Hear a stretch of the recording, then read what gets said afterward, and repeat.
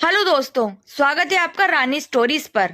वृद्धाश्रम में कई बुजुर्ग महिला थी जिन्हें उनके बेटे या कोई ना कोई परिवार वाले छोड़ गए थे। ऐसी ही एक बुजुर्ग महिला को यहाँ आए 3 साल हो गए थे। वो अभी भी ये यकीन नहीं कर पा रही थी कि उनका बेटा उनके साथ ऐसा करेगा। अपना काम करती थी, कभी रोती तो कभी उदास बैठी अपने बेटे और पोते को याद करती। वहां उनकी जैसी बहुत महिलाएं थी, लेकिन उन सभी ने अब ये मान लिया था कि उनका यही घर है। कहते हैं कि बचपन और बुढ़ापे में कुछ समानता होती है। कभी कभी बुजुर्ग भी बच्चों की तरह जिद पर अड़ जाते हैं। ऐसे ही उन्होंने एक जिद पकड़ ली कि उनके बेटे को बुलाएं। इस बार वो दीपावली अपने बेटे और पोते के साथ मनाना चाहती हैं। कम से कम उन्हें देखना ही चाहती हैं। दिवाली के 4 दिन पहले ही उन्होंने खाना छोड़ दिया, खुद को बीमार कर लिया। उनका मानना था कि अगर वो ऐसा करेंगी तो उनका बेटा जरूर आएगा उन्हें देखने। अब उन्हें क्या पता था, अगर उनके बेटे को उनकी परवाह होती तो उन्हें यहाँ क्यों ही छोड़कर जाता। आश्रम की देखरेख करने वाले राजू ने उन्हें बहुत समझाया। ये नहीं था कि राजू ये पहली बार कर रहा है। कभी कोई माँ अपने बेटे के लिए रोती तो कभी कोई।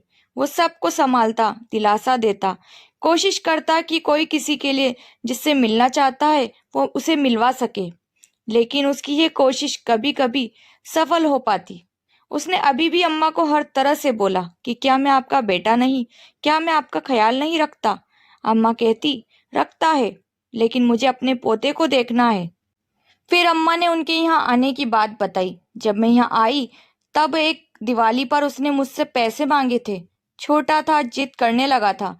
उसके माँ बाप घर पर नहीं थे तो मैंने उसकी माँ के कबाड़ से पैसे निकालकर उसके लिए दिवाली के खिलौने वाली बंदूक दिला दी। बस यही गलती मुझसे हो गई।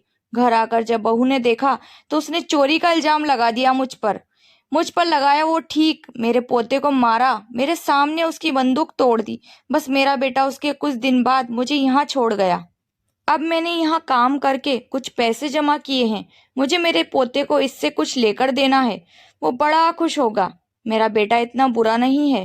कहना माँ बीमार है, पोते को देखना चाहती है, वो जरूर आएगा। राजू ने माँ की जिद के बाद उनके बेटे को यहाँ बुलाना चाहा, लेकिन पता चला कि वो ये शहर छोड़कर चले गए। उनका कोई नंबर नहीं था, जो नंबर दिया था वो भी नहीं लग रहा था। राजीव अब ये बात जाकर कैसे उस अम्मा को बताए, ये उसे समझ नहीं आ रहा था।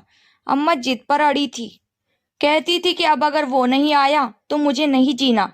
वैसे भी क्या है मेरे इस जीवन में ऐसा। राजीव ने आकर अम्मा से कहा कि अम्मा, तुम्हारा पोता दिवाली वाले दिन यानी कल आएगा, अब तुम खाना खा लो। अम्मा ने कहा, नहीं, वो आएगा तभी खाना खाऊंगी, मुझे वो खिलाएगा। दीपावली की रात भी आ गई। अम्मा इंतजार कर रही थी।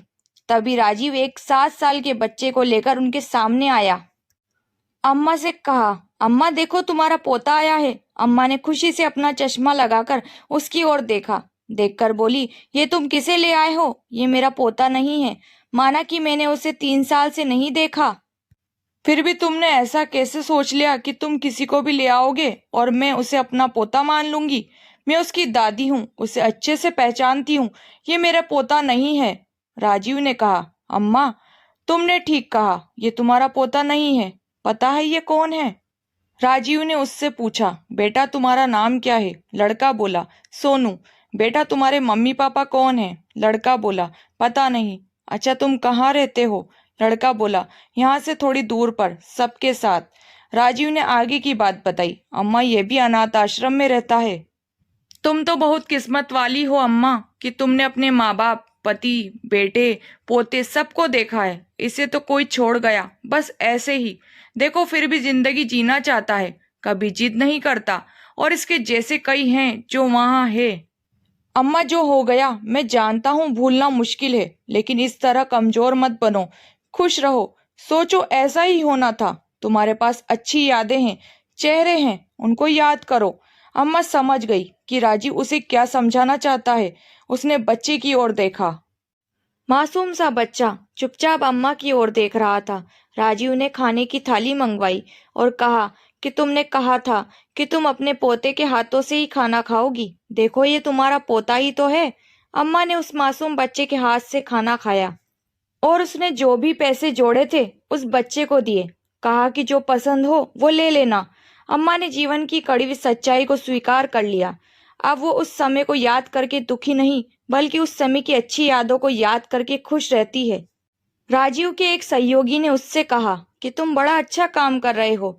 तब राजीव ने कहा कि मैं नहीं चाहता हूँ ऐसा काम करना। मैं नहीं चाहता कि यहाँ कोई भी बेसहारा माँ यहाँ आए, कोई बच्चा किसी अनाथाश्रम में जाए, किसी को मेरी जरूरत ना पड़े। मेरे पास माँ नहीं है, मुझे उसकी इतनी कद्र है। ये कद्र सभी को होनी चाहिए, ऐसा मेरा मानना है। दोस्तों, कहानी पर आपकी राय जरूर दें। कहानी पसंद आए तो लाइक शेयर करना बिल्कुल ना भूलें। चैनल पर नए हैं तो सब्सक्राइब करें, बेल आइकन प्रेस करें ताकि मेरी नेक्स्ट वीडियो की नोटिफिकेशन आप तक पहुंच सके। मिलते हैं नई कहानी के साथ रानी स्टोरीज पर।